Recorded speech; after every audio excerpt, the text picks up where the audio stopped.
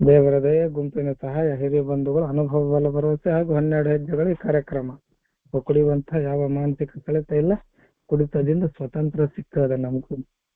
ನಮ್ಮ ಸ್ನೇಹಿತರೊಬ್ಬರು ಹಾಕ್ತಾ ಇದ್ರು, ಕುಡಿತದಿಂದ ಸ್ವತಂತ್ರ ಸಿಕ್ಕದೆ ನಮಗೂ ಕೂಡ. ಸ್ವತಂತ್ರ ದಿನಾಚರಣೆ ಎಲ್ಲರಿಗೂ ಒಂದು ಮತ್ತೊಮ್ಮೆ ಶುಭಾಶಯ ಕೊಡ್ತೀನಿ. ಅದ್ರ ಜೊತೆಗೆ ನಮ್ಮ ಇವತ್ತಿನ ಹೆಜ್ಜೆ ಏನು ಇದೆ, ಕೆಲವೊಂದಿಷ್ಟು ತಪ್ಪುಗಳನ್ನ ಆಗಿಂದಾಗೆ ನೋಡ್ಕೊಳ್ಳುದು ಅಂತ ಹೇಳ್ತೇವೆ. ಇವತ್ತು ಕೂಡ ನಮ್ಮಿಂದ ಒಂದಿಷ್ಟು ತಪ್ಪಾಯ್ತು. ಆಕ್ಚುಲಿ ನಮ್ಮ ಅತ್ಯಂತ ಆತ್ಮೀಯ ಬಂಧು ಒಬ್ಬರು ಬಾಗಲಕೋಟೆಯಿಂದ ಈ ಕಡೆ ಬಾದಾಮಿ ಬನಶಂಕರಿ ಅಂತ ಹೇಳ್ತೇವೆ ನಾವು, ಅಲ್ಲೇ ಆ ಊರಿನವರು ಶಿವಾನಂದ್ ಅಂತ ಹೇಳಿ ಸತತವಾಗಿ ಇವತ್ತಿನ ದಿನಕ್ಕೆ 4 ವರ್ಷಗಳ ಕಾಲ ಸೀಮಿತತೆಯಿಂದ ಜೀವನ ಮಾಡಿದ್ರು. ಅದು ನಮ್ಗೆ ಮೊನ್ನೆ ನೆನಪಾಗಿತ್ತು. ಊರಿಂದ ಬರ್ಬೇಕಾದ್ರೆ, ಮಂಗಳೂರಿಂದ ಬರ್ಬೇಕಾದ್ರೆ ನೆನಪಿತ್ತು. ನಿನ್ನೆ ಕೂಡ ಗದ್ದಲದಲ್ಲಿದ್ದೆ. ನಿನ್ನೆ ಅದೇನು ಹಾಸ್ಪಿಟ್ಲ್ ಕೆಲಸ ಅದರಲ್ಲಿ ಬಿಸಿ. ಇವತ್ತು ಕೂಡ ಈ ಇಂಡಿಪೆಂಡೆನ್ಸ್ ಡೇ ಸೆಲೆಬ್ರೇಷನ್, ಡ್ಯೂಟಿ, ಅದು ಇದು ಅಂತ ಅದು ಕೂಡ ನೆನಪು ಹಾರ್ಬಿಟ್ವಿ. ಸೊ ಸಾಯಂಕಾಲ ಒಮ್ಮೊಮ್ಮೆ ನಮಗೆ ಒಂದು ವಿಶ್ ಮಾಡುವಂಥದ್ದು ಅಥವಾ ಇನ್ನೊಬ್ರು ತಿಳಿಸಿದ್ರು, ಅವಾಗ ಬೇಜಾರಾಗ್ತದೆ. ಸೊ ಬೇಜಾರಾದಾಗ ನಮಗೆ ಮತ್ತೆ ಒಂದಿಷ್ಟು ಆ ಸ್ನೇಹಿತರಿಗೆ ಅವರ ಕೃತಜ್ಞತಾ ದಿನದ ಒಂದು ಶುಭಾಶಯ ಹೇಳಲಿಕ್ಕೆ ಮತ್ತೆ ಫೋನ್ ಹಾಕಿ ತಪ್ಪಾಯ್ತು ಅಂತ ಕ್ಷಮೆ ಕೇಳೋದು. ಕ್ಷಮೆ ಕೇಳ್ಬೇಕಂತಿಲ್ಲ, ದೊಡ್ಡ ಮಹಾಪರಾಧ ಮಾಡಿನಂತಲ್ಲ, ಏನಾಯ್ತು ಬಿಡು ಅಂತ ಹೇಳಿ ಹಾಕಿದ್ರೆ ನಡೀತಿತ್ತು. ಬಟ್ ಆ ತರ ಮಾತನಾಡಿದ್ರೆ 10ನೇ ಹೆಜ್ಜೆ ಉದ್ದೇಶ ಮರ್ತು ಹೋಗ್ತದೆ. ನಮ್ಮಿಂದ ಪ್ರಮಾದ ಆಗ್ತಾವ. ಪ್ರಮಾದ ಎಷ್ಟೇ ಪ್ರಮಾಣದಲ್ಲಿ ಸಣ್ಣದಿರ್ಲಿ ದೊಡ್ಡದಿರ್ಲಿ ಅದು ಮೈನೆ ಬರುದಿಲ್ಲ, ಅದು ಯಾವುದು ಅದು ಲೆಕ್ಕಕ್ಕೆ ಬರುದಿಲ್ಲ. ಪ್ರಮಾದನೇ, ತಪ್ಪೇ, ಮಿಸ್ಟೇಕೆ, ನೋವೇ. ಹಾಗಾಗಿ ನಾನು ಅವ್ರಿಗೆ ಫೋನ್ ಹಚ್ಚಿದೆ, ಒಂದು ಏನು ಕೃತಜ್ಞತಾ ದಿನದ ಶುಭಾಶಯ ತಿಳಿಸಿದೆ. ಮನಸ್ಸೊಂದಿಷ್ಟು ಹಗರ ಆಯ್ತು. ಹಂಗೂ ಮರ್ತೀನಿ ಹಿಂಗೂ ಮರ್ತೀನಿ ಸುಮ್ಮನೆ ಆಗ್ಬಿಟ್ರ ಆತು, ಈಗ ನೆನಪು ಮಾಡಿ ಮತ್ತೆ ಯಾಕೆ ಅವ್ರಿಗೆ ತೊಂದರೆ ಕೊಡೋಣ ಅಂತ ಹೇಳಿ ಅನಿಸಿದ್ರೆ ಅದು ಕಾಡ್ತಿತ್ತು. ಸೊ 10ನೇ ಹೆಜ್ಜೆ ಏನದಪ್ಪ ಅಂತಂದ್ರೆ, ಇವತ್ತು ಕೂಡ ಅವ್ರೇನು ಮೀಟಿಂಗ್ ನಲ್ಲಿ ಇರಬಹುದು, ನಮ್ಮ ಜೊತೆ ಶಿವಾನಂದ ಇದ್ದಾರೆ. ಅವ್ರಿಗೂ ಕೂಡ ನಮ್ಮ ಈ ಶಿವಾನಂದ್ ಅಂತ ಇದ್ದಾರೆ, ಉಡುಪಿ ಕನ್ನಡ ಅಂತರ ಪಂಗಡ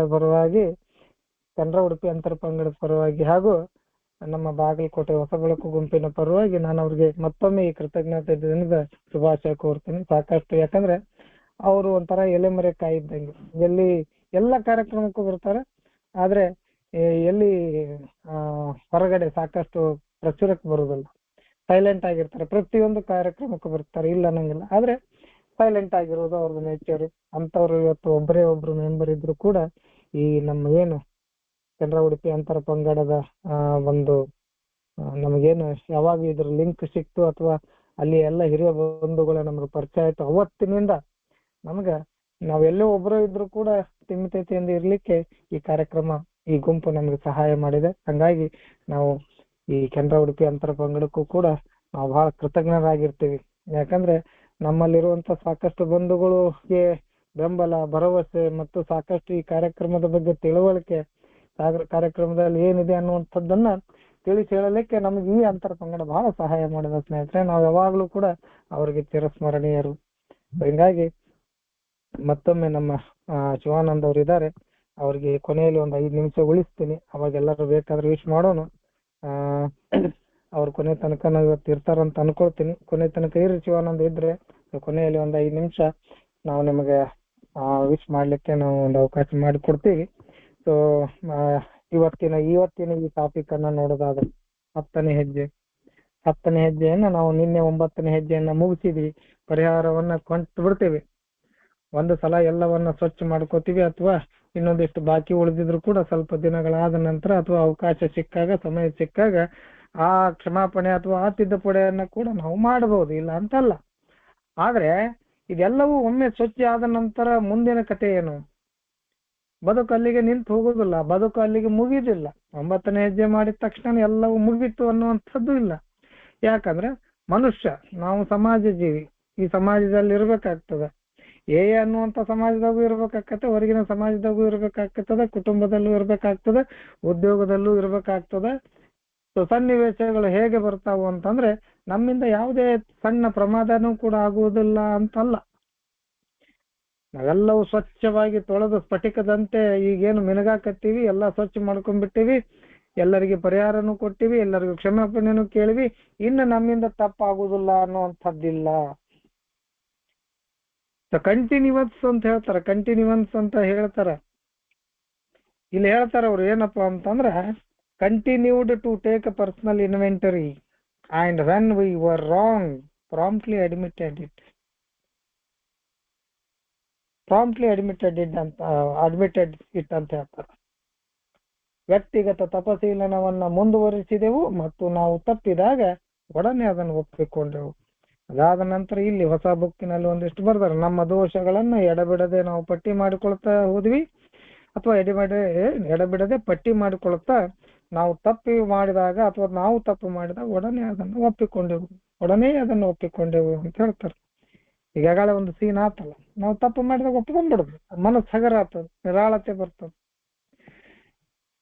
ಸೊ ಇಲ್ಲೇನ್ ಹೇಳ್ತಾರ, ಈ ಟ್ರಾನ್ಸ್ಲೇಷನ್ ಅಥವಾ ಭಾವನ ಏನು ಮಾಡ್ಯಾರ, ಇದನ್ನ ಭಾವಾನುವಾದ ಅನ್ನೋಕ್ಕಿಲ್ಲ, ಹೆಚ್ಚಾಗಿ ತರ್ಜುಮೆ ಅಂತ ಹೇಳ್ತೀವಿ ನಾವು. ತರ್ಜುಮೆ ಮಾಡಿದ್ದು ಅದೇನೋ ಇರ್ಲಿ, ವ್ಯಕ್ತಿಗತ ತಪಶೀಲನವನ್ನ ಮುಂದುವರಿಸ್ತೀವಿ ಅಂದ್ರೆ ಕಂಟಿನ್ಯೂಸ್. ನಮ್ಮ ದೋಷಗಳನ್ನ ನಾವು ಪದೇ ಪದೇ ಪ್ರತಿದಿನಾನು ಕೂಡ ಪಟ್ಟಿ ಮಾಡುದು. ಇಲ್ಲೇನಾಗ್ತದೆ, ನಮ್ಮ ದೋಷಗಳನ್ನ ಎಡಬಿಡದೆ ಪಟ್ಟಿ ಮಾಡಿಕೊಳ್ತಾ ಹೋದಂದ್ರೆ ಕನ್ಫ್ಯೂಷನ್ ಆಗ್ತದೆ ಸ್ವಲ್ಪ.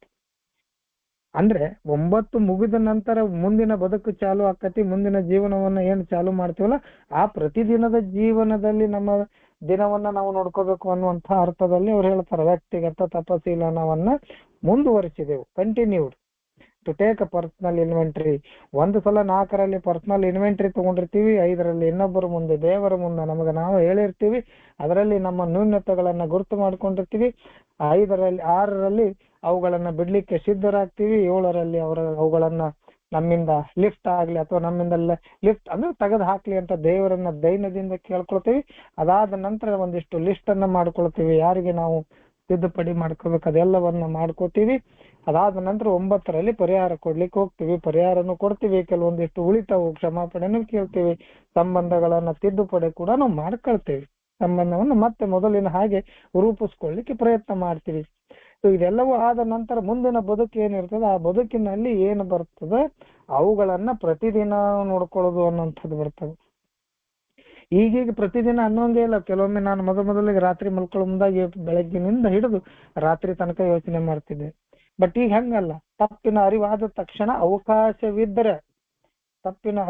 ತಕ್ಷಣನೇ ಅವಕಾಶವಿದ್ರೆ ಆಗಿಂದಾಗಿ ಅದನ್ನು ಸರಿಪಡಿಸೋ ಕೆಲಸವನ್ನ ನಾವು ಈಗ ಮಾಡ್ತಾ ಇದ್ವಿ. ಮೊದಲು ನಾವು ಕೂಡ ರಾತ್ರಿ ಮಲಗಬೇಕಾದ್ರೆ ಯೋಚನೆ ಮಾಡ್ತಿದ್ವಿ, ಇವತ್ತು ಇದು ನನ್ನಿಂದ ತಪ್ಪಾಯ್ತು, ಇದು ಹಿಂಗಾತು ಅಂತ ಹೇಳಿ ರಾತ್ರಿ ಎಲ್ಲ ಯೋಚನೆ ಮಾಡ್ತಿದ್ವಿ ಅದ್ರ ಬಗ್ಗೆ.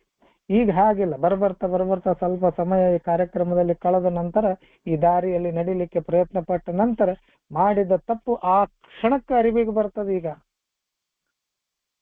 ತಪ್ಪು ಮಾಡೋಕ್ಕಿಂತ ಮೊದಲಿಗೂ ಕೂಡ ಕೆಲವೊಮ್ಮೆ ಅರಿವಿಗೆ ಬರ್ತದೆ. ಈಗ ಅದನ್ನೇ ನಾವು ಸ್ಪಿರಿಚುವಲ್ ಅವೇಕನಿಂಗ್ ಅಂತ ಹೇಳ್ತೀವಿ, ಆಧ್ಯಾತ್ಮಿಕ ಜಾಗೃತಿ ಅನ್ನುವಂಥದ್ದು ಹೇಳೋದು ಅದನ್ನ.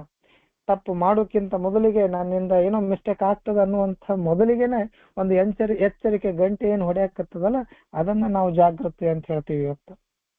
ಅದು ಬರ್ತಾ ಈ ಹೆಂಗ್ ನಾವು ಹೆಜ್ಜೆಗಳನ್ನ ಪ್ರಾಕ್ಟೀಸ್ ಮಾಡ್ತಾ ಹೋಗ್ತೀವಿ, ಅದು ನಮ್ಮ ಜೀವನದಲ್ಲಿ ಬರಾಕ್ ಚಾಲು ಆಗ್ತದೆ. ಹಿಂಗಾಗಿ ಬರ್ಬರ್ತಾ ಏನಾಕತ್ತಂದ್ರೆ ನಮ್ಮಿಂದ ತಪ್ಪುಗಳಾಗೋದು ಬಹಳ ಕಡಿಮೆ ಆಕೋತ ಬರ್ತಾವ.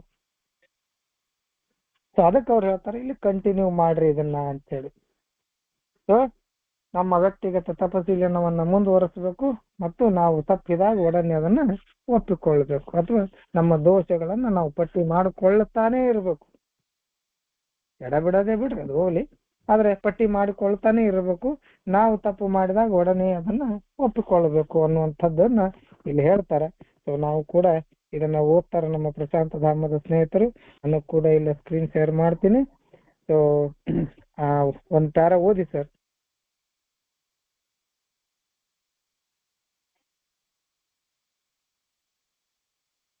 ನಮಸ್ಕಾರ ಬಂಧುಗಳೇ. 12 ಹೆಜ್ಜೆಗಳು ಮತ್ತು 12 ಪರಂಪರೆಗಳು, ಪುಟ ಸಂಖ್ಯೆ 85. 10ನೇ ಹೆಜ್ಜೆ. ನಮ್ಮ ದೋಷಗಳನ್ನು ಎಡಬಿಡದೆ ಪಟ್ಟಿ ಮಾಡಿಕೊಳ್ಳುತ್ತಾ ನಾವು ತಪ್ಪು ಮಾಡಿದಾಗ ಒಡನೆ ಒಪ್ಪಿಕೊಂಡೆವು.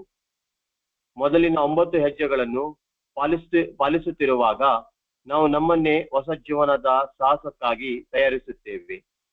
ಆದರೆ 10ನೇ ಹೆಜ್ಜೆಯನ್ನು ಪ್ರಾರಂಭಿಸುತ್ತಲೇ ನಮ್ಮ ಏಯ ರೀತಿಯ ಜೀವನವನ್ನು ಯಾವುದೇ ಸಂದರ್ಭದಲ್ಲೂ ದಿನ ಪ್ರತಿದಿನ ಕಾರ್ಯಗತಗೊಳಿಸುವಂತ ಮುಂದುವರಿಯುತ್ತೇವೆ. ಆವಾಗ ತೀಕ್ಷ್ಣವಾದ ಪರೀಕ್ಷೆಯು ನಮಗೆ ಎದುರಾಗುತ್ತದೆ. ನಮ್ಮ ಭಾವನಾತ್ಮಕ ಸಮತೋಲನವನ್ನು ಉಳಿಸಿ, ನಮ್ಮ ಸ್ಥಿಮಿತತೆಯನ್ನು ಉಳಿಸಿಕೊಂಡು ಎಲ್ಲ ಸಂದರ್ಭಗಳಲ್ಲೂ ಒಳ್ಳೆಯ ಉದ್ದೇಶಕ್ಕಾಗಿ ಜೀವನ ನಡೆಸುತ್ತಿರಲು ಸಾಧ್ಯವೇ?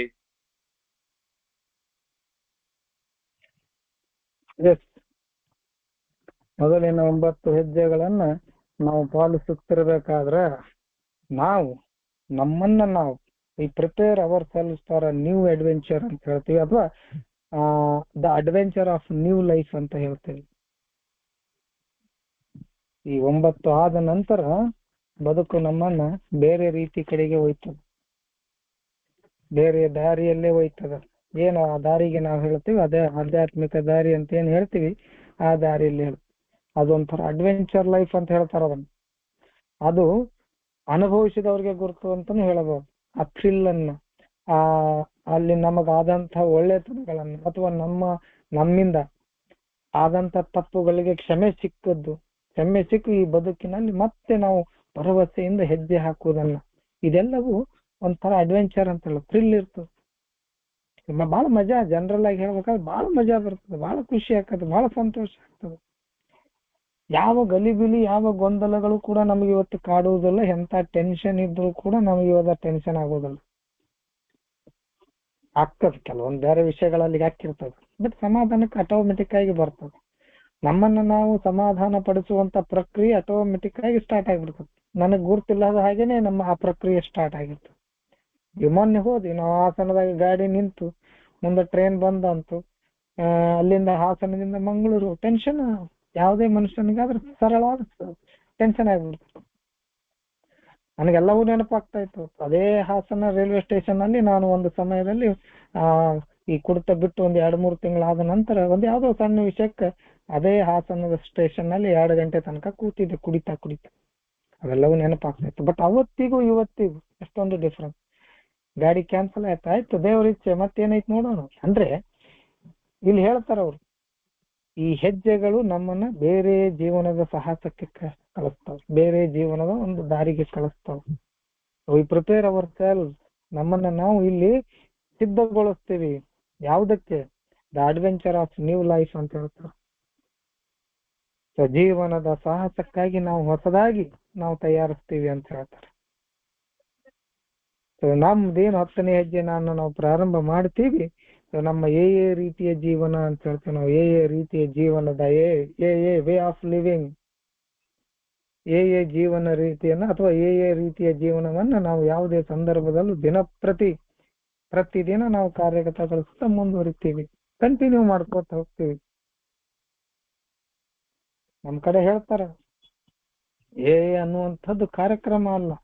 ಮೊದಲಿಗೆ ಇದನ್ನ ಕಾರ್ಯಕ್ರಮನ ಅಂತಿದ್ವಿ ನಾವು. ಮೊದಲಿಗೆ ಕಾರ್ಯಕ್ರಮನ ಅಂತಿದ್ವಿ, ಮೊದಲಿಗೆ ಇದೊಂದು ಪ್ರೋಗ್ರಾಮ್ ಅಂತಿದ್ವಿ, ಮೊದಲಿಗೆ ಇದೊಂದು ಕ್ಲಾಸ್ ರೂಮ್ ಅಂತಿದ್ವಿ. But it is not a classroom, it is not a program ಅಂತ ಹೇಳ್ತೀವಿ ನಾವೀಗ. ಒಮ್ಮೊಮ್ಮೆ ನಾನು ಹಾಗೆ ತರ ಹೇಳ್ತೇನೆ. ಯಾಕೆ ಹೇಳ್ತೇನೆ ಅಂದ್ರೆ, ಇದು ದಾರಿ, ಇದು ಜೀವನದ ಮಾರ್ಗ, ಜೀವನದ ದಾರಿ, ಜೀವನದ ಪಥ ಅಂತ ಹೇಳ್ಬೋದು.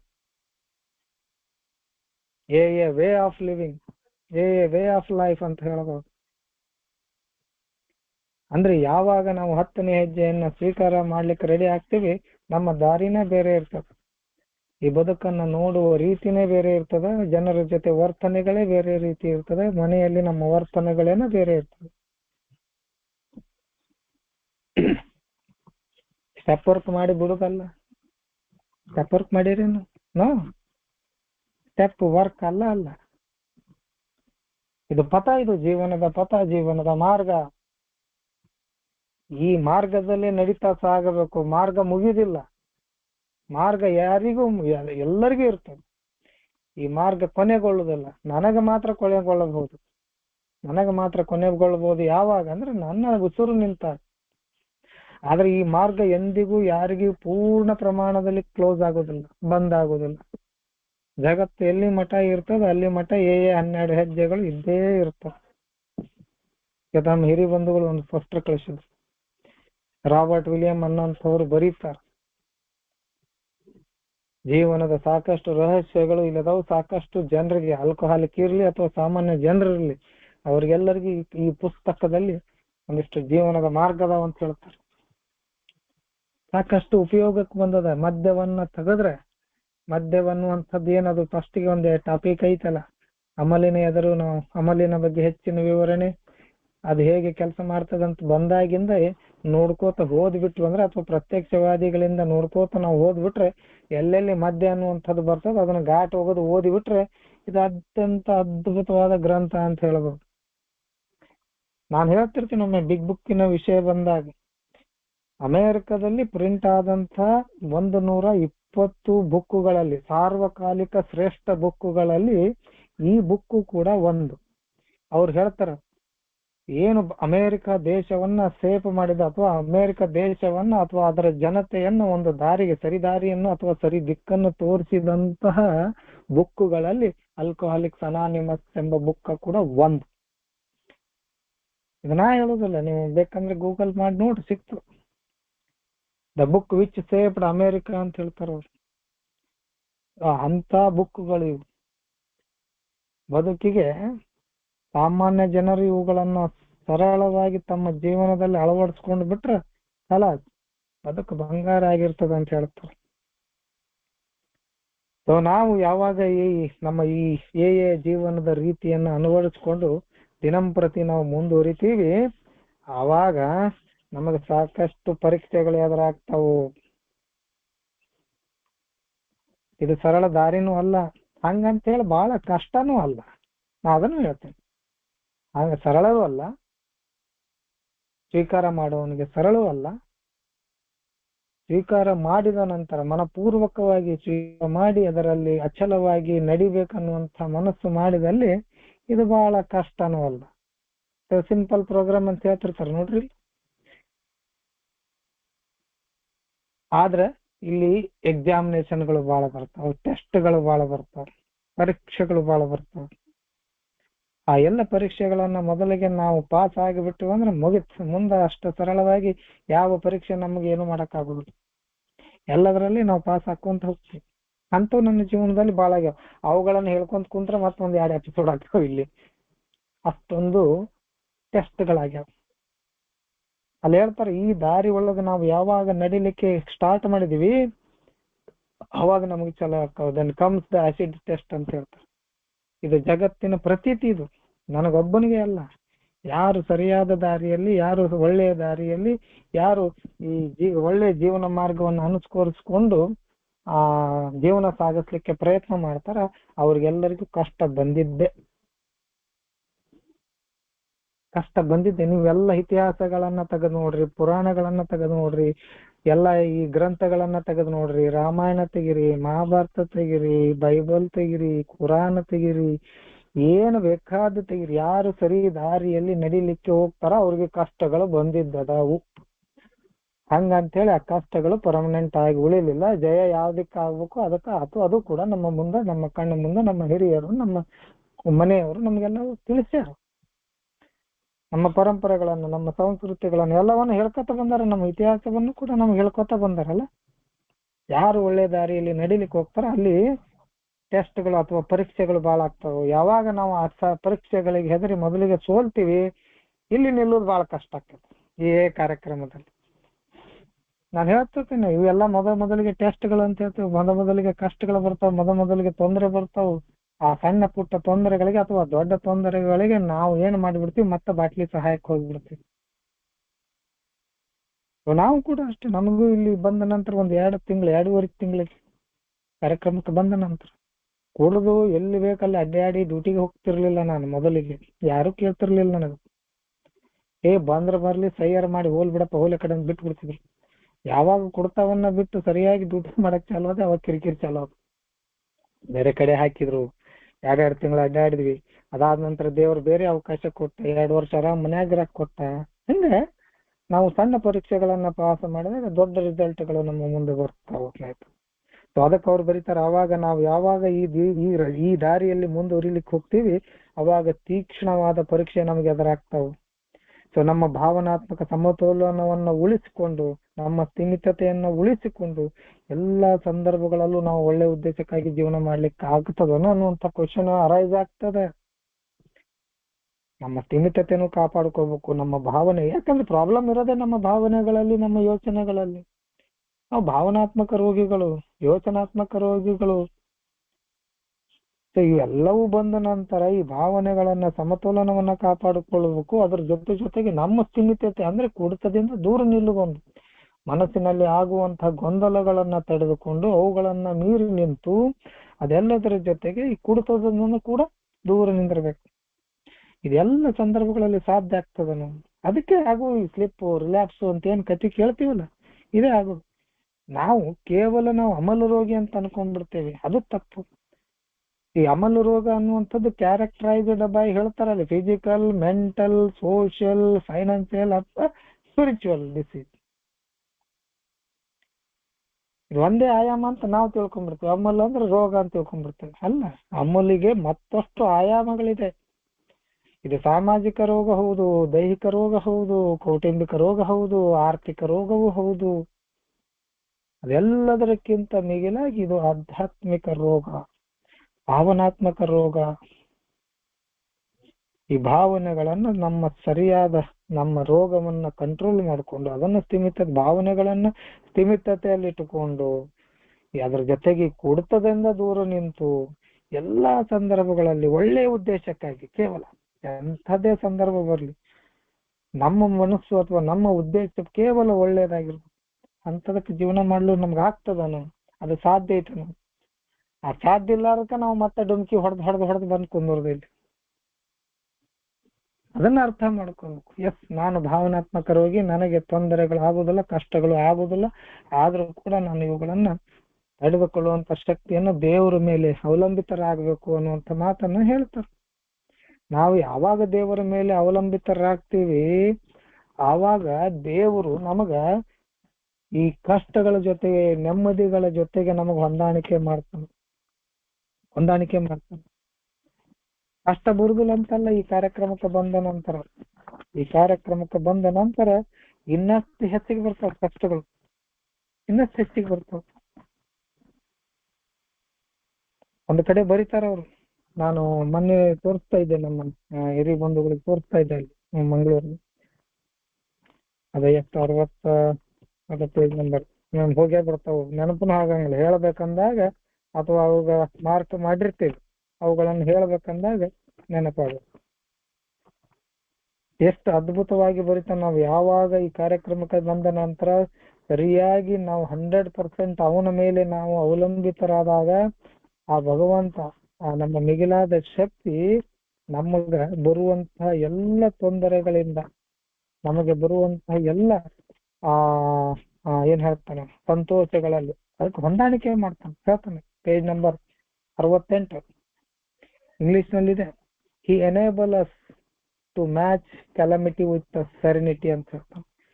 ಯಾವಾಗ ನಮ್ಮ ಅವಲಂಬನೆ ನಾನು ನಶ್ವರವಾದ ನನ್ನನ್ನ ನಂಬುದು ಬಿಟ್ಟು ಅನಂತವಾದದ ಮೇಲೆ ನಾನು ಏನ್ ಹೇಳ್ತೀವಿ, ಇನ್ಫಿನೈಟ್ ಗಾಡ್ ಅಂತ ಹೇಳ್ತೀವಿ. ವಿ ಟ್ರಸ್ಟ್ ಇನ್ಫಿನೈಟ್ ಗಾಡ್ ಅಂತ ಹೇಳ್ತೀವಿ.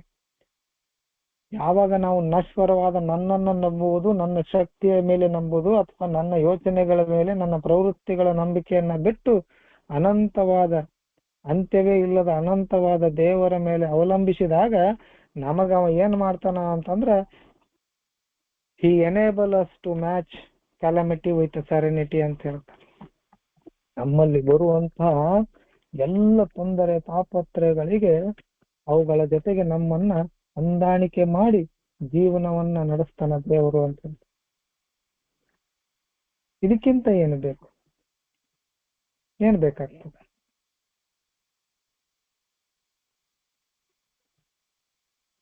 ಏನು ಬೇಕಾಗುದಿಲ್ಲ.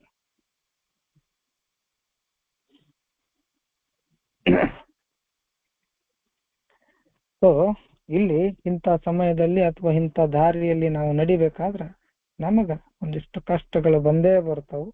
ಇವುಗಳನ್ನ ಮೀರಿ ನಿಂತಾಗ ಮುಂದಿನ ಸಂತೋಷ ನಮಗೆ ಸಿಗ್ತದೆ. ಮುಂದಿನ ಸಂತೋಷನೂ ಸಿಗ್ತದ, ಮುಂದಿನ ಸುಖನೂ ಸಿಗ್ತದ, ಮುಂದಿನ ಆನಂದದ ಜೀವನನೂ ಕೂಡ ಕಾಣ್ತದೆ. ಮೊದಲಿಗೆ ಒಂದಿಷ್ಟು ಕಷ್ಟಗಳು ಬರಬಹುದು, ಇಲ್ಲ ಅಂತ ಹೇಳಂಗಿಲ್ಲ. ಹಂಗಂತೇಳಿ ಎಲ್ಲರಿಗೆ ಬರ್ತಾವಂತ ಏನಿಲ್ಲ. ಕೆಲವರಿಗೆ ಬರಬಹುದು, ಕೆಲವರಿಗೆ ಬರ್ಲಿಕ್ಕಿಲ್ಲ. ಮುಂದಿನ ಸಾರವನ್ನ ದಯವಿಟ್ಟು ಓದಿ ಸ್ವಲ್ಪ.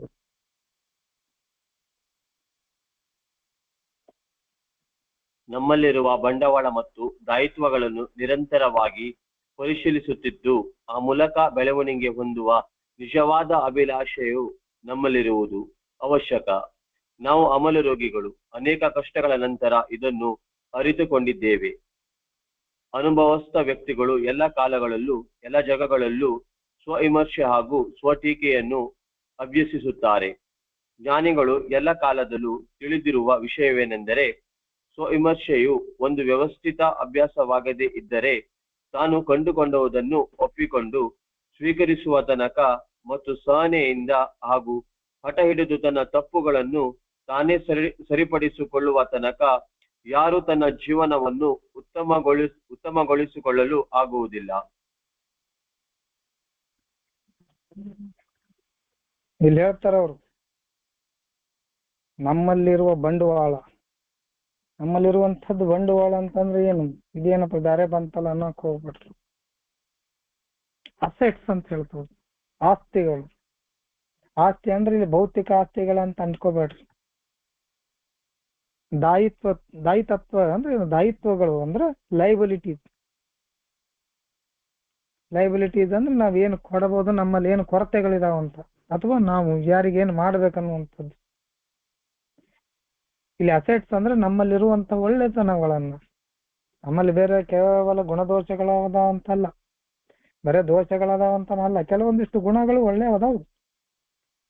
ನನಗೊಮ್ಮೆ ಥಿಂಕ್ ಮಾಡ್ತೀನಿ, ನಾನು ವೈಯಕ್ತಿಕವಾಗಿ ಹೇಳೋದಾದ್ರೆ ಎಲ್ಲೂ ಒಂದಿಷ್ಟು ಒಳ್ಳೇದೇನೋ ಇರಬೇಕು, ಒಳ್ಳೇದೇನೋ ಮಾಡಿರಬೇಕು. ಆ ಒಂದು ಕಾರಣಕ್ಕಾಗಿ ಈ ಕಾರ್ಯಕ್ರಮ ಸಿಕ್ಕಿರ್ಬೋದು ಅಂತ ಹೇಳ್ತೀನಿ ನಾನು ಒಮ್ಮೊಮ್ಮೆ. ಆದ್ರೆ ನಾನು ಯಾವತ್ತೂ ಕೂಡ ಹೇಳೋದಲ್ಲ ನನಗೆ ದೇವ್ರ ಆಯ್ಕೆ ಮಾಡ್ಯಾನ, ಆಯ್ಕೆ ತಂದು ಕುಂದರ್ಸ್ಯಾನ, ಹೆಕ್ಕಿ ತೆಗೆದು ನನಗೆ ತಂದು ಕುಂದರ್ಸ್ಯಾನ, ನಾನು ಅದೃಷ್ಟವಂತ. ಇಲ್ಲಿ ಉಳ್ಕೊಂಡಿದ್ದಕ್ಕೆ ಅದೃಷ್ಟವಂತ ನಾನು. ಈ ಕಾರ್ಯಕ್ರಮದಲ್ಲಿ ಉಳಿದುಕೊಂಡಿದ್ದಕ್ಕೆ ನಾನು ಅದೃಷ್ಟವಂತ. ಇಂಡೀಡ್ ಫಾರ್ಚುನೇಟ್ ಅಂತ ಬರೀತಾರ ಒಂದು ಕಡೆ. ಈ ವಿಷಯದಲ್ಲಿ ನಾವು ಇಲ್ಲಿ ಏನು ಕೂತೀವಿ, ಗಟ್ಟಿಯಾಗಿ ನಿಂತೀವಿ, 6.5 ವರ್ಷಗಳಿಂದ ಸ್ಥಿಮಿತತೆಯನ್ನ ಕಾಪಾಡಿಕೊಂಡು ಈ ಕಾರ್ಯಕ್ರಮದಲ್ಲಿ ಏನು ಹೇಳ್ತಾರ ಅದನ್ನ ನಮ್ಮ ಜೀವನದಲ್ಲಿ ಅಳವಡಿಸ್ಕೊಳ್ಳಿಕ್ಕೆ ಪ್ರಯತ್ನ ಮಾಡ್ತಾ ಇದೀವಲ್ಲ, ಆ ಪ್ರಯತ್ನ ಮಾಡುವಂಥದ್ದಕ್ಕೆ ದೇವರು ಶಕ್ತಿ ಕೊಟ್ಟನಲ್ಲ, ಅದಕ್ಕೆ ನಾವು ಅದೃಷ್ಟವಂತ. ಸಾಕಷ್ಟು ಜನಕ್ಕೆ ಆಗುದಿಲ್ಲ ಸರ್, ಸಾಕಷ್ಟು ಜನಕ್ಕೆ ಇಲ್ಲಿ ನಿಲ್ಲಲಿಕ್ಕೆ ಆಗುದಿಲ್ಲ. ಅತ್ಯಂತ ಅದ್ಭುತವಾಗಿ ಕಾರ್ಯಕ್ರಮಗಳನ್ನ ಮಾಡ್ತೀನಿ ಅಂತ ಹೇಳ್ಕೊಳ್ಳೋರು ಕೂಡ ಸುಮ್ಮನೆ ಬಂದು ಕುಡಿತಾರ, ಕಾರಣನೇ ಇಲ್ಲದೆ ಕುಡಿತಾರ. ಮತ್ತೆ ಹೆಂಗ ಅದೃಷ್ಟವಂತರ ಅನ್ನಬೇಕು ಇದಕ್ಕೆ? ಹೆಂಗ ನಾವು ಆಯ್ಕೆ ಮಾಡಿದವ್ರ ಅಂತ ಅನ್ನಬೇಕು ಇದಕ್ಕೆ?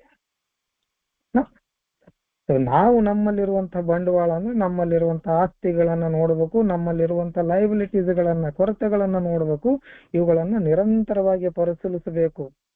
ಸೊ ಆ ಮೂಲಕ ನಾವು ಬೆಳವಣಿಗೆ ಹೊಂದುವ ನಿಜವಾದ ಅಭಿಲಾಷೆ ನಮ್ಮಲ್ಲಿರುವುದು ಅವಶ್ಯಕ. ನಮ್ಮಲ್ಲಿ ತಲೆಯಾಗಿರ್ಬೇಕು ನನ್ನ ಒಳ್ಳೆತನಗಳೇನು, ನನ್ನಲ್ಲಿರುವಂತಹ ಒಂದಿಷ್ಟು ಕೊರತೆಗಳೇನು, ಅವುಗಳನ್ನ ನಾನು ದುರ್ಗುಣನೂ ಅನ್ನಂಗಿಲ್ಲ, ಗುಣದೋಷನೂ ಅನ್ನಂಗಿಲ್ಲ, ವ್ಯಕ್ತಿತ್ವ ದೋಷನೂ ಅನ್ನಂಗಿಲ್ಲ. ಒಂದಿಷ್ಟು ಕೊರತೆ, ಮೈನಸ್ ಪಾಯಿಂಟ್ ಅಂತ ಅನ್ಕೊಳ್ರಿ. ಅವುಗಳನ್ನು ನಿರಂತರವಾಗಿ ನಾವು ಪರಿಶೀಲನೆ ಮಾಡಬೇಕು. ಅದರ ಜೊತೆಗೆ ನಾನು ಹೇಗಿದ್ದೀನಿ ಹಾಗೆ ನನ್ನನ್ನು ನಾನು ಸ್ವೀಕಾರ ಮಾಡಿಕೊಂಡು ಅದರ ಮೂಲಕ ಬೆಳವಣಿಗೆ ಹೊಂದಲಿಕ್ಕೆ ನಮ್ಮಲ್ಲಿ ಒಂದು ಆಸೆ ಇರಬೇಕು. ನಾನು ಇಷ್ಟು ಕೆಟ್ಟ ಮನುಷ್ಯ, ಇದೆಲ್ಲವೂ ಮಾಡಿದ ನಂತರ 9ನೇ ಹೆಜ್ಜೆ ಮಾಡಿದ ನಂತರ ನಾನು ಇಷ್ಟು ಕೆಟ್ಟ ಮನುಷ್ಯ, ನನ್ನಂತ ಮನುಷ್ಯನಿಗೆ ಅರ್ಹತೆ ಇಲ್ಲ ಇರ್ಲಿಕ್ಕೆ, ನಾನು ಸಾಕಷ್ಟು ದೋಷಗಳನ್ನ ಮಾಡೀನಿ, ಸಾಕಷ್ಟು ಅನ್ಯಾಯ ಮಾಡೀನಿ, ಮೋಸ ಮಾಡೀನಿ, ವಂಚನೆ ಮಾಡೀನಿ ಅಂತ ಹೇಳಿ ಅನ್ಕೋತ ಕುಂದ್ರಂಗಿಲ್ಲ. ಅವುಗಳನ್ನು ಒಪ್ಕೋಬೇಕು. ಅವು ಅದಾವ್, ನನ್ನಲ್ಲಿ ಬಂದಾವು, ಬೆಳೆದಾವು. ಏನ್ ಮಾಡ್ಬೇಕೀಗ? ಕಟ್ ಮಾಡಕ್ ಪ್ರಯತ್ನ ಮಾಡಕತ್ತೀನಿ, ಅದು ಮತ್ತೆ ಬೆಳೀತಿರ್ತಾವ. ಆ ಮತ್ತೆ ಬೆಳೆಯುವುದನ್ನ ನೋಡುವುದ 10ನೇ ಹೆಜ್ಜೆ. ಇದೊಂದು ಹುಲ್ಲು ಕಿತ್ತು ಹೋಗಿರೋ ಒಂದ್ಸಲ ಮತ್ತೆ ಬೆಳೆಯಂಗಿಲ್ಲ ಅಂತಲ್ಲ, ಮತ್ತೆ ಬೆಳಿತದೆ. ಕಾಂಗ್ರೆಸ್ ಕಸ ಕಿತ್ರಿ ಎಷ್ಟು ಬೆಳಿತೈತಿ. ಕಾಂಗ್ರೆಸ್ ಕಸ ಅಂತೀವಿ, ಅದಕ್ಕೆ ಏನಂತಾರ, ಅದು ಪ್ಯಾಂಥೇರಿಯಂ ಏನಂತಾರ, ನಮ್ ಕಡೆ ಕಾಂಗ್ರೆಸ್ ಕಸ ಅಂತಾರ. ಅದಕ್ಕೆ ಎಷ್ಟು ಕಿತ್ತಿರಟ್ಟು ಬೆಳಿತೈತಿ. ಇವುಗಳು ನಾವು ಒಪ್ಪುಕೋಬೇಕು. ನಮ್ಮಲ್ಲಿ ಇದಾವು, ನಮ್ಮಲ್ಲಿ ತಪ್ಪುಗಳದಾವು, ನಮ್ಮಲ್ಲಿ ದೋಷಗಳದಾವು ಅನ್ನುವಂಥದ್ದನ್ನು ಒಪ್ಪುಕೊಂಡು ಅವುಗಳನ್ನು ನಿರಂತರವಾಗಿ ಪರಿಶೀಲಿಸಬೇಕು, ನೋಡ್ತಾ ಇರ್ಬೇಕು. ಅದ್ರ ಜೊತೆಗೆ ಹೇಳ್ತಾರ ಅವರು, continues look at our assets and liabilities and a real desire to learn and grow by this means. ಇವುಗಳನ್ನೆಲ್ಲವನ್ನ ಒಪ್ಪಿಕೊಂಡು ನಾವು ಬೆಳವಣಿಗೆ ಹೊಂದುವಂತ ಆಸೆಯನ್ನ ನಮ್ಮಲ್ಲಿ ಇಡಬೇಕು. ಅದು ಅವಶ್ಯಕತೆ, ಬೆಳೆಯುವಂತ ಆಸೆ ಇರಬೇಕು, ಅಭಿಲಾಷೆ ಇರಬೇಕು. ಆಯ್ತು ಹಂಗಂತೇಳಿ ನಾನು ಕೆಟ್ಟವ, ನಾನು ಒಳ್ಳೆಯವಲ್ಲ, ನಾನು ಎಲ್ಲ ಪಾಪ ಮಾಡೀನಿ ಅಂತ ಕುಂದ್ರಂಗಿಲ್ಲ. ಇವುಗಳೆಲ್ಲವನ್ನ ಮೀರಿ ಬೆಳೆದು ನಿಲ್ಲಬೇಕು ಅಂತ ಹೇಳ್ತಾರೆ. ದೀರ್ಘಕಾಲದ ಬೆಳವಣಿಗೆ ನಮಗೆ ಅವಶ್ಯಕತೆ ಇದೆ ಅಂತ ಬರೀತಾರೆ, ಅಥವಾ ದೀರ್ಘಕಾಲದ ಮರು ನಿರ್ಮಾಣ ನಮ್ಮ ಮುಂದೆ ಇದೆ ಅಂತ ಹೇಳ್ತಾರೆ ಒಂದು ಕಡೆ ಬಿಗ್ ಬುಕ್ ಅಲ್ಲಿ.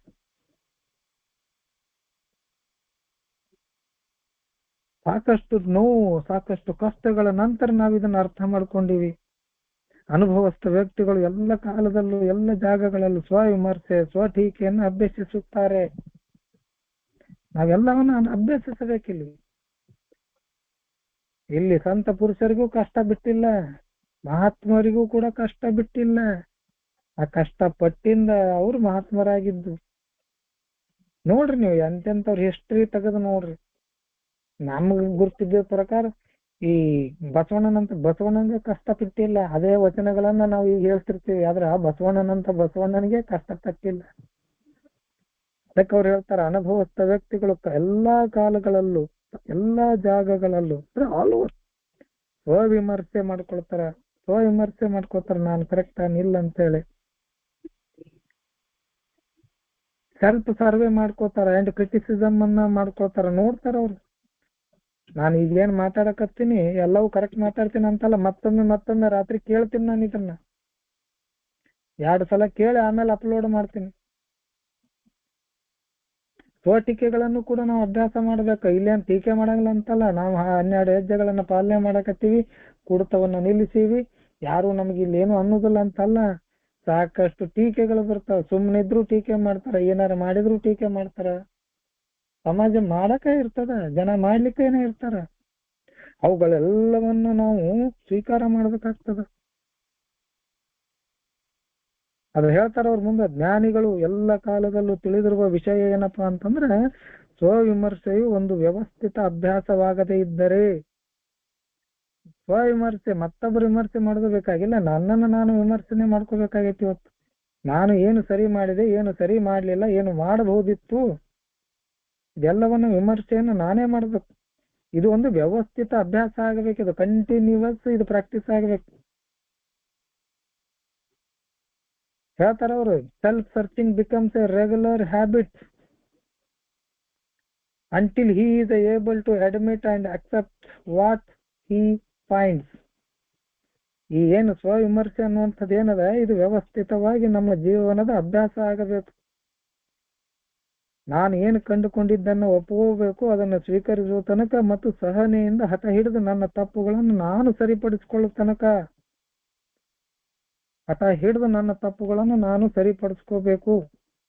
ಅಲ್ಲಿ ತನಕ ನಮ್ಮ ಜೀವನವನ್ನ ಯಾರೂ ಕೂಡ ಉತ್ತಮಗೊಳಿಸಲು ಆಗೋದಿಲ್ಲ ಅಂತ ಹೇಳ್ತಾರೆ. ಯಾಕವ್ರು ನಮ್ಮ ಮೇಲೆ ಹಾಕ್ತಾರ ಅಂದ್ರೆ, ತಪ್ಪು ಜೀವನನೂ ನಂದೇ, ದಾರಿನೂ ನಂದೇ, ನಾನು ಬೆಳೆದ ರೀತಿಯೂ ನಂದೇ, ಈಗ ಸರಿಪಡಿಸ್ಕೋಬೇಕಾದವನು ನಾನೇ.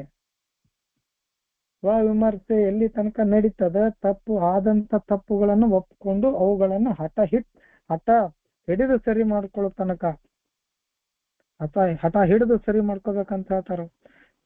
ಇಲ್ಲಿ ಬರೀತಾರ ಅವ್ರು, until patiently and persistently tries to correct what is wrong. ಏನು ತಪ್ಪಿದೆ ಆ ತಪ್ಪನ್ನ ಉತ್ತಮಗೊಳಿಸುವ ತನಕ, ಅಥವಾ ಆ ತಪ್ಪನ್ನ ಸರಿಪಡಿಸುವ ತನಕ ನಮ್ಮ ಜೀವನ ಸರಿ ಆಗುದಿಲ್ಲ, ನಮ್ಮ ಜೀವನ ಉತ್ತಮಗೊಳ್ಳಲು ಆಗುದಿಲ್ಲ ಅನ್ನುವಂಥ ಮಾತನ್ನ ಹೇಳ್ತಾರೆ. ಆ ಕಾರಣಕ್ಕಾಗಿ ನಮಗ್ 10ನೇ ಹೆಜ್ಜೆ ಬಹಳ ಪ್ರಮುಖವಾದ ಪಾತ್ರ ಕೊಡ್ತದ. ಆ ನಿರಂತರತೆ, ಆ ಕಂಟಿನ್ಯೂನ್ಸ್, ಪ್ರತಿದಿನ ಪ್ರತಿ ಕ್ಷಣ. ಇದು ಜೀವನ ಅಷ್ಟು ಸರಳ ಅಲ್ಲ. ಯಾವ ಹೊತ್ತಿನಾಗ ನಾವ್ ಹೇಳ್ತೀವಲ್ಲ ಅಲ್ಲಿ, ಕನ್ನಿಂಗ್, ಬ್ಯಾಫ್ಲಿಂಗ್, ಪವರ್ಫುಲ್, ಕಪಟಿ, ಶಕ್ತಿಶಾಲಿ, ಗೊಂದಲಮಯ ಮಧ್ಯದೊಂದಿಗೆ ನಾವು ಹೋರಾಡುತ್ತಿರ್ತೀವಿ. ಯಾವಾಗ ಈ ಮಂಗ್ಯ ನಮ್ಮ ಹೆಗಲ ಮೇಲೆನ ಕೂತಿರ್ತದ ಅಂತ ಹೇಳ್ತಾರೆ ಇಲ್ಲಿ ನಮ್ಮ ಹಿರಿ ಬಂಧುಗಳು. ಈ ಕುಡಿತ ಅನ್ನುವಂತಹ ಮಂಗ ನಮ್ಮ ಹೆಗಲ ಮೇಲೆ ಕೂತಿರ್ತತಿ, ಯಾವಾಗ ಕೆಡುತ್ತೈತೆ ಅಂತ ಗೊತ್ತಾಗೋದಿಲ್ಲ. ಅದಕ್ಕೆ ಅವ್ರು ಹೇಳ್ತಾರೆ ಇಲ್ಲಿ ನಮ್ಮ ಜೀವನವನ್ನ ಸರಿಪಡಿಸ್ಕೋಬೇಕಾದ್ರೆ ಅದು ಯಾರಿಂದಾರು ಸಾಧ್ಯ ಅದ ಅಂತಂದ್ರೆ ಅದು ನನ್ನಿಂದ ಮಾತ್ರ ಸಾಧ್ಯ. ಆ ಕೆಲಸವನ್ನ ನಾವು ಮಾಡ್ಬೇಕಾಗ್ತದ ನಿರಂತರವಾಗಿ ಅಂತ ಹೇಳ್ತಾರೆ. ಸೊ ಮುಂದಿನ ಪ್ಯಾರದಲ್ಲಿ ಏನ್ ಬರೀತಾರೆ ಓದಿ ಸರ್.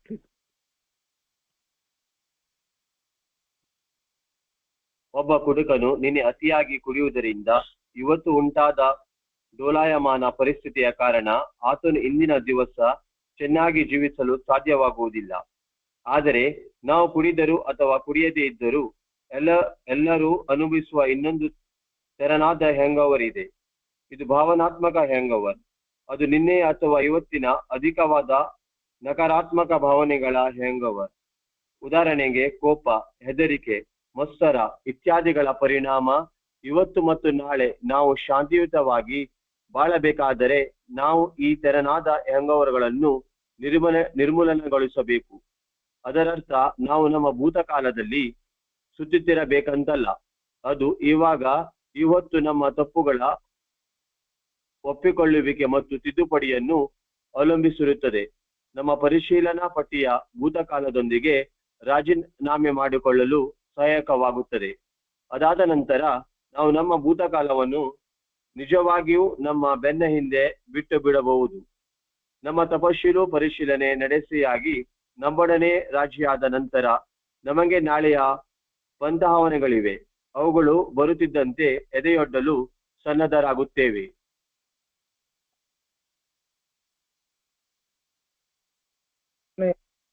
ಜೀವನ ಎಲ್ಲಿ ಮಠ ಇರ್ತದ ಅಲ್ಲಿ ಮಠ ಈ ಚಾಲೆಂಜಸ್ಗಳು ಬರ್ತಾನೆ ಇರ್ತದೆ. ಈ ಚಾಲೆಂಜಸ್ಗಳು ಬರುದಿಲ್ಲ ಅಂತಲ್ಲ, ಈ ಕಷ್ಟಗಳು ಈ ಸೀನುಗಳು ಬರುದಿಲ್ಲ ಅಂತಲ್ಲ. ಅದಕ್ಕೆ ಅವ್ರು ಹೇಳ್ತಾರೆ ನಮ್ ಕತೆ ಹೆಂಗಿತ್ತಪ್ಪ ಮೊದಲಿಗೆ. ಒಬ್ಬ ಕುಡುಕ ತನ್ನ ಅತಿಯಾದ ಕುಡಿತದಿಂದ ಇವತ್ತು ಉಂಟಾದ ಡೋಲಾಯಮಾನದ ಪರಿಸ್ಥಿತಿ ಆತನ ಹಿಂದಿನ ದಿವಸ ಚೆನ್ನಾಗಿ ಜೀವಿಸಲು ಅಥವಾ ಹಿಂದಿನ ದಿನ ಚೆನ್ನಾಗಿ ಜೀವಿಸಲು ಆಗುದಿಲ್ಲ. ಯಾಕೆ ಆಗುದಿಲ್ಲ? ನಿನ್ನೆ ಹುಯ್ಯಿ ಅಂತ ಕುಡಿದಿರ್ತೀವಿ, ಸಾಕಷ್ಟು ಏನೇನೋ ಕೆಲಸ ಮಾಡಿರ್ತೀವಿ, ರಾತ್ರಿ ಕಷ್ಟನೂ ಅನುಭವಿಸಿರ್ತೀವಿ. ಮರುದಿವಸ ಮುಂಜಾನೆ ಎದ್ದುಗಳೇ ಅದೇ ಹ್ಯಾಂಗ್ ಆಲಸ್ಯತನ ಅಂತ ಹೇಳ್ತೀವಿ, ಡೋಲಾಯಮಾನ ಪರಿಸ್ಥಿತಿ ಅಂತ ಹೇಳ್ತೀವಿ, ಭಾರವಾದ ಆಲಸ್ಯವಾದ ಮನಸ್ಥಿತಿ ಅಂತ ಹೇಳ್ತೀವಿ, ಏನು ಮಾಡದೆ ಇರುವಂತ ಮನಸ್ಥಿತಿ ಹ್ಯಾಂಗ್ ಓವರ್ ಅಂತ ಹೇಳ್ತೀವಿ ಕನ್ನಡದ. ನಿನ್ನೆ ಕುಡ್ದಿದ್ದಕ್ಕೆ ಇವತ್ತಿನ ಜೀವನ ಮಾಡಕ್ ಆಗ್ತಿರ್ಲಿಲ್ಲ ನಮಗೆ. ನಿನ್ನೆ ಕುಡ್ದೀವಿ, ರಾತ್ರಿ ಎಲ್ಲ ಕಳೆದದ, ಆದ್ರೂ ಮರುದಿನ ಮುಂಜಾನೆಯಿಂದ ನಮ್ಮ ಜೀವನ ನಮಗೆ ಸರಿಯಾಗಿ ಮಾಡಕ್ ಆಗ್ತಾ ಇರ್ಲಿಲ್ಲ. ಯಾಕಪ್ಪ ಅಂತಂದ್ರೆ ನಿನ್ನೆಯ ಕುಡಿತದ ನಶೆಯಿಂದಾದಂಥ ನಮ್ಮ ಕಾರ್ಯಗಳು, ನಮ್ಮ ಕೆಲಸಗಳು, ಅಲ್ಲಿ ಏನೇನೋ ಕರ್ಮಗಳನ್ನ ಮಾಡಿರ್ತೀವಿ, ಅದು ಮುಂಜಾನೆ ಬಾಧನ ಮಾಡಕ್ ಚಾಲು ಮಾಡ್ತದೆ, ಬಾಧಿಸ್ಲಿಕ್ಕೆ ಚಾಲು ಮಾಡ್ತದೆ. ಆ ಬಾಧನೆ ಚಾಲು ಆದ ನಂತರ ಇಡೀ ದಿನ ಪಶ್ಚಾತ್ತಾಪ ಇರ್ತದೆ ಬಹಳ. ರಾತ್ರಿ ಯಾಕೆ ಹಂಗ್ ಮಾಡಿದೆ, ಹಂಗ್ಯಾಕ್ ಮಾಡಿದೆ, ಅಷ್ಟೊಂದು ಯಾಕೆ ಕುಡ್ದೆ, ಅಲ್ಲಿ ಯಾಕೆ ಬಿದ್ದೆ, ಅವ್ರಿಗೆ ಯಾಕೆ ಕೊಡ್ದೆ, ಅವ್ರ ಕೂಡ ಯಾಕೆ ಜಗಳ ಮಾಡಿದೆ, ಎಲ್ಲ ತಲೆ ಓಡ್ತಿರ್ತಾವೆ. ಹೆಡ್ಡೇಕ್ ಚಾಲು ಆಗ್ಬಿಡ್ತದೆ. ಬೆಳಗ್ಗೆದ್ದೆ ತಲೆನೋವು. ಮತ್ತೆ ಯಾರೋ ಪುಣ್ಯಾತ್ಮರು ಇರ್ತಾರಲ್ಲ ನಮ್ ಗೆಳೆಯರು, ಇನ್ನೊಂದ್ 90 ಹೊಡಿ ತಾನೇ ಹೆಂಗೋರ್ ಹೋಗ್ತೈತೆ ಅನ್ನೋರು ಮತ್ತೆ ಕುಡಿಯೋರು.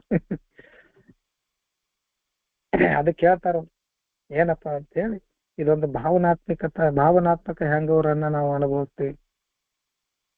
ನಿನ್ನೆ ಆದಂತ ನಕಾರಾತ್ಮಕ ವಿಷಯಗಳಿಗೆ, ಅವೇನೇ ಇರ್ಲಿ, ಜಗಳ ಇರ್ಲಿ, ಕೋಪ ಇರ್ಲಿ, ಹೆದರಿಕೆ ಇರ್ಲಿ, ಮತ್ಸರ ಇರ್ಲಿ, ಏನೇನು ಬರ್ತಾವ ಎಲ್ಲ ಇತ್ಯಾದಿಗಳ ಪರಿಣಾಮ ಅಂತ ಹೇಳ್ತಾರೆ. ಇವತ್ತು ನಾವು ಶಾಂತಿಯಿಂದ ಬಾಳ್ಬೇಕಾದ್ರೆ ಈ ತರನಾದ ಹ್ಯಾಂಗೋರ್ಗಳನ್ನ ನಾವು ನಿರ್ಮೂಲನೆಗೊಳಿಸಬೇಕು. ನಿನ್ನೆ ಕುಡ್ದಿರ್ಲಿಲ್ಲ ಅಂದ್ರೆ ಇವತ್ತು ಯಾಕೆ ಹ್ಯಾಂಗೋರ್ ಆಗ್ತೈತಿ? ಹ್ಯಾಂಗೋರ್ ಅನ್ನುವಂತ ಶಬ್ದ ಬರೋದ ಕುಡ್ದ ನಂತರ. ಕೆಲವೊಮ್ಮೆ ಕುಡ್ತಾ ಇಲ್ಲಾರ್ದು ಹ್ಯಾಂಗೋರ್ಗಳು ಆಗ್ತಾವು, ಇಲ್ಲ ಅಂತಲ್ಲ. ಮತ್ತ ಕುಡ್ತಾ ಬೇಕು ಅಂತಲ್ಲ, ಕೆಲವೊಂದಿಷ್ಟು ವಿಷಯಗಳು ಆ ರೀತಿ ಬಾಧಿಸ್ತಾವ. ಕುಡ್ತಾ ಇರುವುದಿಲ್ಲ, ಆದ್ರೆ ಕೆಲವೊಂದಿಷ್ಟು ಗೊಂದಲಗಳು, ಕೆಲವೊಂದಿಷ್ಟು ನೋವುಗಳು, ಕೆಲವೊಂದಿಷ್ಟು ಅಪಮಾನಗಳು, ಕೆಲವೊಂದಿಷ್ಟು ಹಳೆಯ ವಿಷಯಗಳು, ಕೆಲವೊಂದಿಷ್ಟು ತೊಂದರೆಗಳು, ಕೆಲವೊಂದಿಷ್ಟು ಸಾಲಗಳು, ಬದುಕಿನ ಜಂಜಾಟಗಳಂತ ಅನ್ಕೊಡ್ರಿ, ಇವು ಬಾಧಿಸ್ತಾವ. ಕುಡ್ತಾ ಇರುವುದಿಲ್ಲ ಆದ್ರೂ ಕೂಡ ಬಾಧಿಸ್ತಾವ. ಇಂಥ ಸಮಯದಲ್ಲಿ ನಾವು ಹೇಳ್ತಾರ, ಅವ್ರು ಶಾಂತಿಯುತವಾಗಿ ನಾವು ಬಾಳ್ಬೇಕಂದ್ರೆ ಇಂಥ ಎಲ್ಲ ಹ್ಯಾಂಗೋವರ್ಗಳನ್ನ ನಾವು ನಿರ್ಮೂಲನೆಗೊಳಿಸಬೇಕು ಅಂತಂದ್ರ ಅದರ ಅರ್ಥ ಏನಪ್ಪಾ ಅಂತಂದ್ರೆ ನಮ್ಮ ಭೂತಕಾಲದಲ್ಲಿ ನಾವು ಸುತ್ತುತ್ತಿರಬೇಕಂದಲ್ಲ. ಒಂದ್ ಕಡೆ ಬಿಗ್ ಬುಕ್ ಅಲ್ಲಿ ಬರೀತಾರೆ, ಘಟ ಬದುಕಿನ ಬಗ್ಗೆ ನಮಗೆ ವ್ಯಥೆ ಇಲ್ಲ ಅಥವಾ ಪಶ್ಚಾತ್ತಾಪ ಇಲ್ಲ, ಹಂಗ ಅಂತ ಹೇಳಿ ಅದರ ಬಾಗಿಲನ್ನು ನಾವು ಮುಚ್ಚಂಗಿಲ್ಲ ಅಂತ ಹೇಳಿ. ಘಟ ಬದುಕಿನ ಬಗ್ಗೆ ನಮಗೆ ಪಶ್ಚಾತ್ತಾಪ ಪಡುವಂತ ಅವಶ್ಯಕತೆ ಇಲ್ಲ. ಅದು ಹೇಳ್ತಾರಲ್ಲ, ನನ್ನ ಲೈಬಿಲಿಟೀಸು ಮತ್ತೆ ನನ್ನಲ್ಲಿರುವಂತ ಒಳ್ಳೆತನಗಳನ್ನು, ಅಸೆಟ್ಸ್ ಗಳನ್ನು ನೋಡ್ಕೋಬೇಕು. ಅದಕ್ಕೆ ಹೇಳ್ತಾರ ಅವರು, ಇದೆಲ್ಲವೂ ಸರಿಯಾಗಬೇಕಂದ್ರೆ, ಈ ಭೂತಕಾಲದ ಪ್ರೇತಗಳಿಂದ ಸುತ್ತು ಹೊಡೆಯುವುದು ತಪ್ಪಬೇಕಂದ್ರೆ, ಅಂದ್ರೆ ಹಿಂದಿನ ಜೀವನದಲ್ಲಿ ಆದಂತ ಎಲ್ಲ ಘಟನೆಗಳು ನಮ್ಮ ಸುತ್ತಮುತ್ತ ತಿರುಗುವುದು ಬಂದಾಗಬೇಕಂದ್ರೆ, ಅದು ಇವತ್ತು ನಮ್ಮ ತಪ್ಪುಗಳ ಒಪ್ಪಿಕೊಳ್ಳುವಿಕೆ ಮತ್ತು ತಿದ್ದುಪಡಿಯನ್ನು ಅವಲಂಬಿಸಿರುತ್ತದೆ. ನೀವು ನೋಡ್ರಿ, ಒಂದು ಸಣ್ಣ ಪ್ರಯತ್ನ ಮಾಡ್ರಿ. ಯಾವ್ದಾರ ಗೆಳೆಯನು ಕೂಡ ಒಂದು ಮನಸ್ತಾಪ ಆಗಿತ್ತಂದ್ರೆ ಸುಮ್ಮನೆ ಸಿಂಪಲ್ ಆಗಿ ಹೋಗಿ ಒಂದಿಷ್ಟು ಬೆಟ್ಟಿಯಾಗಿ ಒಂದು ಕಪ್ ಚಹಾ ಕುಡಿದು ಅವನು ಕೂಡ ಕುಂತು ಒಂದು ಕ್ಷಮೆ ಕೇಳ್ರಿ. ಒಳ್ಳೆ ಆ ಮನುಷ್ಯ ನಿಮ್ಗೆ ನೆನಪಿಗೆ ಬರುದಿಲ್ಲ. ಮೊದಲು ಹೆಂಗಾಗ್ತಿತ್ತಂದ್ರ, ಆ ಮನುಷ್ಯನಿಗೆ ನಾನು ಏನು ಅನ್ಯಾಯ ಮಾಡಿರ್ತೀನಿಲ್ಲ, ಅವ ಬಂದ ತಕ್ಷಣ ಅದು ನನಗೆ ನೆನಪಾಗ್ತಿತ್ತು. ಅವನ ಮುಖ ನೋಡಿದ ತಕ್ಷಣ ನನಗೆ ನೆನಪಾಗ್ತಿತ್ತು. ಅಥವಾ ಅವನದು ಹೆಸರು ಯಾರಾದ್ರೂ ತೆಗೆದ್ರು ಕೂಡ ನಾನು ಮಾಡಿದ ತಪ್ಪು ಅನ್ಯಾಯ ನೆನಪಾಗ್ತಿತ್ತು. ಇದನ್ನ ನೀವು ಪ್ರಯತ್ನ ಮಾಡಿ ನೋಡ್ರಿ. ಒಂದು ಸಲ ನಾವು ಕ್ಷಮಾಪಣೆಯನ್ನ ಕೇಳಿ ಅಥವಾ ಆ ಸಂಬಂಧವನ್ನ ನಾವು ತಿದ್ದುಪಡಿ ಮಾಡಿಕೊಂಡ್ಬಿಟ್ರೆ ಆಟೋಮೆಟಿಕ್ ಆಗಿ ಆ ಮನುಷ್ಯನಲ್ಲಿ ಯಾವ ಭಾವನೆನೂ ಬರುದಿಲ್ಲ, ಅದರಿಂದ ಯಾವ ಹಿಂದಿನ ನೆನಪು ಕೂಡ ಬರುದು. ಅದಕ್ಕೆ ಅವ್ರು ಅಷ್ಟು ಅದ್ಭುತವಾಗಿ ಬರೀತಾರೆ. ಅದು ಎಲ್ಲವೂ ಸಾಧ್ಯ ಆಗ್ಬೇಕು, ಭೂತಕಾಲ ನಮ್ಗೆ ಕಾಡಬಾರದು ಅಂದ್ರೆ ಇವಾಗ ಈ ಹೊತ್ತು ನಮ್ಮ ತಪ್ಪುಗಳು ಒಪ್ಪಿಕೊಳ್ಳಿಕ್ಕೆ ಮತ್ತು ತಿದ್ದುಪಡಿಯನ್ನು ಅದು ಡಿಪೆಂಡ್ ಆಗಿರ್ತದ. ನಮ್ಮ ಪರಿಶೀಲನಾ ಪಟ್ಟಿಯು ಪ್ರತಿದಿನ ನಾವೇನು ಪರಿಶೀಲನೆ ಮಾಡ್ತೀವಿ ಅದು ಭೂತಕಾಲದೊಂದಿಗೆ ರಾಜಿ ಮಾಡಿಕೊಳ್ಳಲು ಸಹಾಯ ಆಗ್ತದೆ. ಅದಾದ ನಂತರ ನಮಗೆ ನಮ್ಮ ಭೂತಕಾಲ ನಿಜವಾಗಿಯೂ ನಮ್ಮ ಬೆನ್ನ ಹಿಂದೆ ಬಿಟ್ಟು ಬಿಡುವುದು ಅಂತ ಹೇಳ್ತಾರೆ. ಎಸ್, 100%. ನೀವು ಒಂದು ಸಲ ಕ್ಷಮೆ ಕೇಳಿ ಅಥವಾ ಆ ಸಂಬಂಧವನ್ನು ತಿದ್ದುಪಡಿ ಮಾಡ್ರಿ, ಅದು ನಿಮಗೆ ಕಾಡುದೇ ಇಲ್ಲ. ಇಷ್ಟೆಲ್ಲ ಆದ ನಂತರ ನಮ್ಮೊಡನೆ ನಾವು ರಾಜಿ ಆದ ನಂತರ ನಮಗೆ ನಾಳೆಯ ಪಂಥಾವನಗಳಿವೆ. ಪಂಥಾಹ್ವಾನಗಳು ಅಂದ್ರೆ ಚಾಲೆಂಜಸ್. ನಾಳಿನ ಬದುಕಿದೆ, ನಾಳೆಗೆ ಮತ್ತೊಂದಿಷ್ಟು ಹೊಸ ಹೊಸ ವಿಷಯಗಳು ಎದುರಿಗೆ ಬರ್ತಾವ, ಹೊಸ ಹೊಸ ಸನ್ನಿವೇಶಗಳು ಎದುರಿಗೆ ಬರ್ತಾವ, ಹೊಸ ಹೊಸ ಕಷ್ಟಗಳು ಬರ್ತಾವ, ಹೊಸ ಹೊಸ ಚಾಲೆಂಜಸ್ಗಳು ಬರ್ತಾವು. ಮತ್ತವು ಬಂದ ನಂತರ ನಾವು ಎದೆ ಒಡ್ಡಾಕ ಮತ್ತೆ ಸನ್ನದ್ಧರಾಗಬೇಕು. ಯಾಕಂದ್ರೆ ಹಿಂದೆ ಖಾಲಿ ಆಗೈತಿ, ಅಲ್ಲ ಹಿಂದಿದ್ದು ಖಾಲಿ ಆಗೈತಿ. ಹೊಸ ಚಾಲೆಂಜಸ್ಗಳಿಗೆ ಅಥವಾ ಹೊಸ ಸನ್ನಿವೇಶಗಳಿಗೆ ಅಥವಾ ಹೊಸ ಪರಿಸ್ಥಿತಿಗಳಿಗೆ ಎದೆ ಕೊಡಲು ನಾವು ರೆಡಿ ಆಗ್ತೀವಿ. ನಮ್ಮಲ್ಲಿ ಹಿಂದಿಂದ ಒಳಗಿತ್ತಪ್ಪ ಅಂದ್ರೆ ಇನ್ನು ಮುಂದೆ ಬರೋ ಕಷ್ಟಕ್ಕೆ ಏನ್ ಕೊಡಕ್ ಆಗ್ತದ ನಮ್ಮ ಕೈಲಿ? ಜೀವನ ಪೂರ್ತಿ ಹಿಂದಿನ ತಪ್ಪುಗಳೇ, ಹಿಂದಿನ ಜೀವನದ ಕಷ್ಟಗಳೇ ತುಂಬಿಕೊಂಡಾಗ ಇನ್ನು ಹೊಸ ಚಾಲೆಂಜಸ್ ಅನ್ನ ನಾನೇನು ಅಪ್ಪಿಕೊಳ್ತೀನಿ, ಅವುಗಳನ್ನು ಎದುರಿಸ್ಲಿಕ್ಕೆ ನಾನೇ ಸಿದ್ಧನಾಗ್ತೀನಿ. ಸಿದ್ಧ ಹೆಂಗ ಹಾಕಕ್ಕಾಗ್ತದ? ಹಿಂದಿಂದ ರಗಡೆ ಐತಲ್ಲ.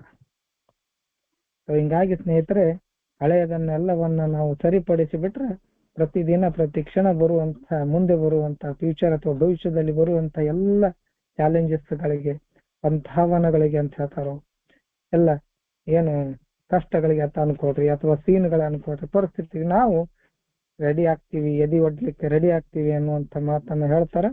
ನಾವು ಇಲ್ಲಿಗೆ ನಿಲ್ಸೋಣ ಸ್ನೇಹಿತರೆ. ನಾಳೆ ಇದನ್ನ ಮುಂದುವರ್ಸೋಣ. ಬಹುಶಃ ನಾಳೆ ನನಗೆ ಆಗುತ್ತೆ ಇಲ್ಲ ಗೊತ್ತಿಲ್ಲ, ಯಾಕಂದ್ರೆ ನಾಳೆ ಇಲ್ಲಿ ವರಮಹಾಲಕ್ಷ್ಮಿ ಪೂಜೆ ಇದೆ ಸ್ನೇಹಿತರೆ. ಬಹುಶಃ ನಾನು ಬರ್ಲಿಕ್ಕೆ ಆಗೋದಿಲ್ಲ ಅನ್ಸುತ್ತೆ, ಸಾಯಂಕಾಲ ಮನೆಯಲ್ಲಿ ಪೂಜೆ ಇದೆ. ಅದಾದ ನಂತರ ಸೋಮವಾರ ಅಥವಾ ಮಂಗಳವಾರದಿಂದ ಮತ್ತೆ ನಾವು ಇದನ್ನ ಕಂಟಿನ್ಯೂ ಮಾಡೋಣ. ಅದೇ ರೀತಿ ಇನ್ನೊಂದು 5 ನಿಮಿಷ ಸಮಯ ಉಳಿದ ನಮ್ಮ ಜೊತೆ ನಮ್ಮ ಸ್ನೇಹಿತ ಶಿವಾನಂದ್ ಅವರು ಇದ್ದಾರೆ. ಅವರಿಗೆ ಮತ್ತೊಮ್ಮೆ ನಾನು ಈ 4ನೇ ವರ್ಷದ ಕೃತಜ್ಞತಾ ದಿನದ ಶುಭಾಶಯನ್ನ ಕೋರ್ತೀನಿ. ಅದರ ಜೊತೆಗೆ ಅವರಿಗೆ ಮತ್ತೊಮ್ಮೆ ನಾನು ಗುಂಪಿನಲ್ಲಿ ಕ್ಷಮೆ ಕೇಳ್ತೀನಿ ಮರ್ತಿದ್ದಕ್ಕೆ. ತುಂಬಾ ಧನ್ಯವಾದಗಳು sir. And thank you Prashant ಸ್ನೇಹಿತರೆ. Thank you very much.